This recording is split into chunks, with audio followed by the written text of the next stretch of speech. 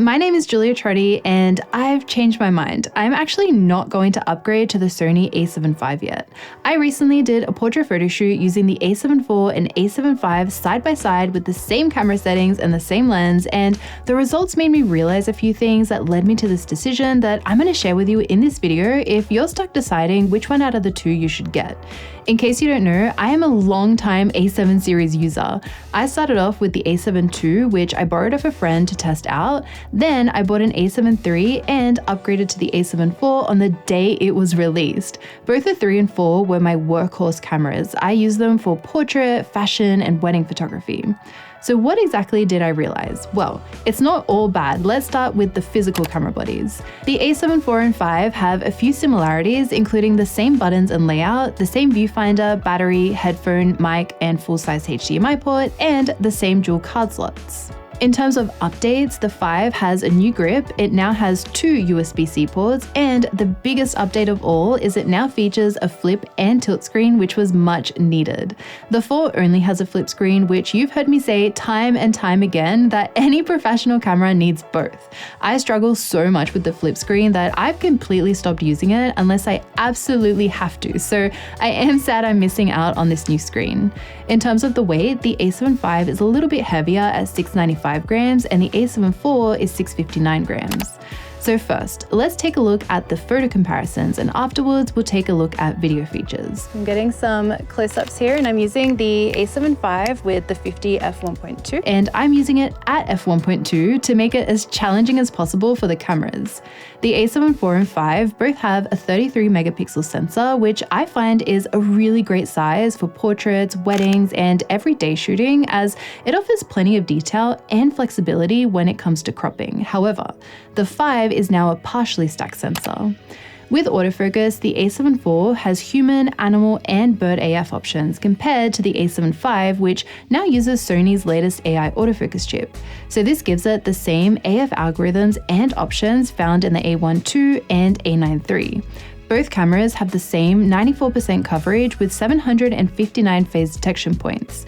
To be completely honest, for portraits and weddings, I have no issues at all with the autofocus of the A7 IV. There is nothing I can't capture with this camera, and I've been so happy with performance and the ratio of in-focus images I come home with from a photo shoot. So when it comes to photographing people, just the AF improvements alone are not enough to convince me to upgrade. Where I do find the A7 IV to fall a bit short is in travel and wildlife photography. These kinds of subjects make autofocus more challenging, so the updates brought with the A7 V should make a nice difference in those situations. You've now seen a couple of comparison images, and at first glance the image quality is pretty much impossible to tell which camera is which, and make sure you're watching this video in 4K so you can see the photos at the highest resolution possible. One of the main differences I noticed is in the color rendering. Throughout this video I'm showing you the JPEG straight out of camera. I shot using different white balance settings on location to keep the images looking consistent, since I didn't know if I would have access to the raw files when I'm editing this video, but it turns out Lightroom has given partial support at the moment where lossless compressed images work but uncompressed RAWs don't yet. So this color difference could be because we don't have full RAW support yet, so please keep that in mind. But I noticed the A7 V produced consistently warmer and greener images when using the same settings as the A7 IV, so I had to shoot at a lower temperature to achieve the same results. So I'm switching over to the A7 IV now. We're going to get some photos in the exact same spot. For context, I always shoot with manual white balance at around 5200 Kelvin for any camera brand that I'm using, as it gives me a good baseline. On the A7 V, I had to shoot at 4800 Kelvin and a slightly higher tint to get natural looking colors. This isn't necessarily a good or bad thing. You can get great colors straight out of camera by adjusting your white balance and tint accordingly, but it's something I think is worth pointing out, especially if you plan to use this camera alongside a different Sony body. You'll just need to be mindful when syncing edits in Lightroom. Moving along, here are some things that have been upgraded in the A7V. First, there is better stabilization, which should help you when getting handheld photos at slower shutter speeds. The A7IV has 5.5 stops and the A7V has 7.5 stops.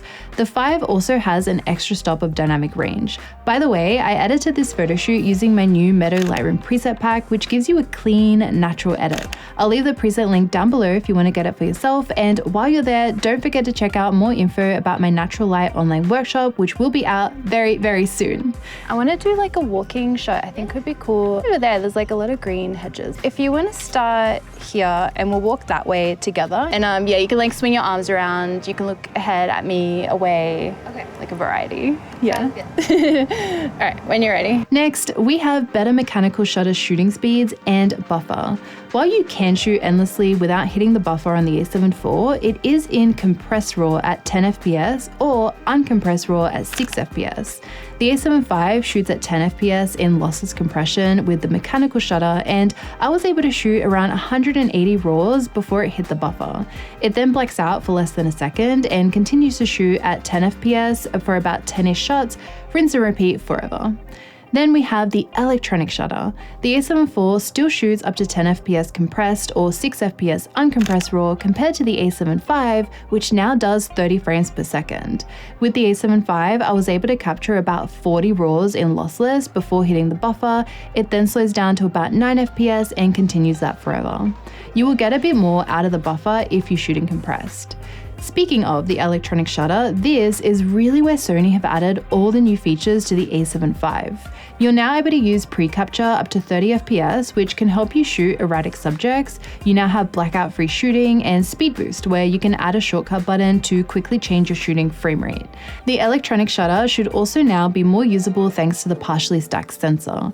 In stills JPEG mode, it has a readout of about 15.1 milliseconds compared to the A7IV, which is about 26 milliseconds. But this is where one of my hesitations to switch to the A7V comes in. A lot of the updates introduced to this camera are going to benefit photographers who use the electronic shutter a lot and or shoot in high-speed scenarios, so things like sports and wildlife, for example. When it comes to portraits and even weddings, I'm always in the mechanical shutter, and I'm usually shooting in single shot or low continuous. Maybe the only time I might switch over to a higher continuous drive mode is when I'm getting walking down the aisle shots or capturing a lot of movement shots at a portrait session, but to be honest, I normally shoot that in low continuous as well. The A7IV's 6 FPS mechanical shutter in uncompressed RAW is enough for me to capture the moment. During my travels, I've been enjoying doing more and more wildlife photography, which I do find the A7IV tends to struggle keeping the AF box on animals. However, in that case, I do also have an A9 III, which Dan mostly uses for video, but we have swapped over cameras for a bit so I can get some high-speed shooting done. I was using it in Iceland to capture puffins, which was a lot of fun, but this kind of photography is only something I do on pretty rare occasions. I also tested low light photos. First, we have every ISO with noise reduction switched off. The A7IV has been pretty good for me in low light. It's not an A7S III, but it's fine in a lot of real world situations. I normally use it up to ISO 10,000 if I'm in a pinch and apply a bit of noise reduction in post. While they look pretty similar, if I had to nitpick, I would say the noise from the A7V looks a bit rougher. You can see it the most between ISO 2,500 and 8,000. Then from 10,000 onwards, they look the same again. With noise reduction set to normal on both cameras, they look pretty much exactly the same to me. Next, let's take a look at video because there have been some nice upgrades here. The main one being the A7V can now film in 4K 60p full frame, which was absolutely needed for this camera, and it also has 4K 120p with an APS-C crop. To compare, the A7IV could film in 4K 30p full frame, 4K 60p with an APS-C crop, and 120fps at 1080p. The partially stacked sensor has definitely helped improve rolling shutter numbers for video as well. In 4K 25p, the A7V is about 14.6 milliseconds and the A7IV is about 26 milliseconds, which is a significant difference. With video footage, I definitely prefer the image quality coming from the A7V. With the A7V, I still prefer the look of 25p footage. It's much smoother and has a more natural motion look to it, as you can see in these movement shots. In 50p full frame, the video quality looks really stunning, especially when the camera is held still, but I find as soon as you introduce more movement, the background appears quite nervous. Let me know what you think. I also have stabilization comparisons to look at. I tested both cameras with stabilization completely off, so we have a baseline to look at, then with IBIS on, steady shot standard, active, and finally dynamic active, which is only available on the A7V. To me, they all look quite similar to each other, even when you're looking at them side by side. Finally, with video, you are now able to record much longer on the A7V as overheating has improved by a lot. And this is despite it having passive cooling. So all my overheating tests are done in challenging conditions now. So this one was done above 32 degrees Celsius, 90 Fahrenheit. In 4K 25p on the A7V, I was able to record for over 90 minutes before I decided to call it a day. I got a heat warning at 1 hour, but it never switched off from overheating. The A7IV was only able to reach up to 15 minutes, so that's a huge upgrade there and great to see. In my review video, I did mention that it would have been nice to see a few more extra features added in the A7V, like maybe OpenGate or RAW recording, but you can head over to my review to hear all about that.